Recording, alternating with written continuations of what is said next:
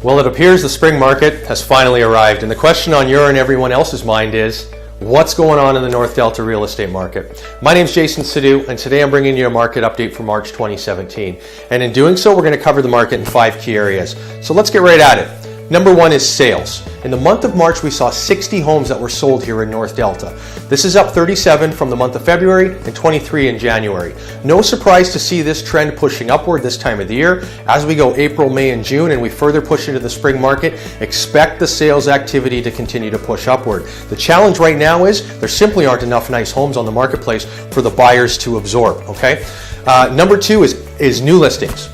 In the month of March, we saw 94 homes come onto the marketplace, up from 58 in February and 43 in January. So last month I said we needed to see more inventory coming onto the marketplace, and that's exactly what we saw. The challenge with that is we also saw a jump in sales activity.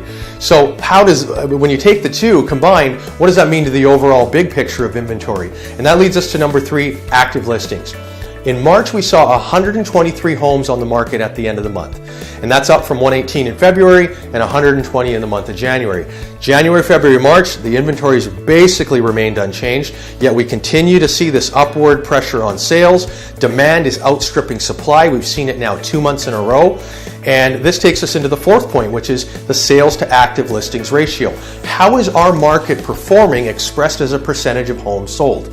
Well, in the month of March, it was, get this, 49%, up from 31% in February and 19% in the month of January. I was really reluctant last month to label the market a seller's market. I thought it might have been just a blip with the snow that was on the ground, and I thought, we'll get a flurry of new inventory and it would kind of level the marketplace out. The truth is, we saw the inventory increase, but we also saw sales increase. And it's without question now, the market is a market that favors the sellers. Demand is outstripping supply. Even if we double the inventory to 246 listings, even if we doubled in 1 month and sales activity remained unchanged, we would still be in a seller's market. So as we push into the spring market, I don't expect this to change. We are entering a spring market that will be favorable to sellers. You're going to hear about it on the news in a couple of weeks, and they're going to say about how hot the market is, but you already know it because, well, you heard it here first. Number 5, benchmark price. What is happening with the value of our homes?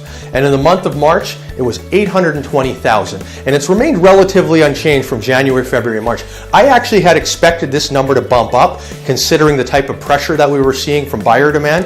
That hadn't happened, but considering what we're seeing in this first week of April, and as we push into the spring marketplace, expect this number to bump up as we go into April, May, and June. To what extent, we don't know. We're going to follow it, and obviously I'm going to bring it to you as we move forward. So if you're a homeowner and you have any questions about your home's value, what does this market mean to you as you try to achieve your real estate goals? I know some of you want to get out of here and some of you want to downsize. I encourage you to reach out to me. And as always, I'm really excited to share the information. I'll look forward to seeing you next month.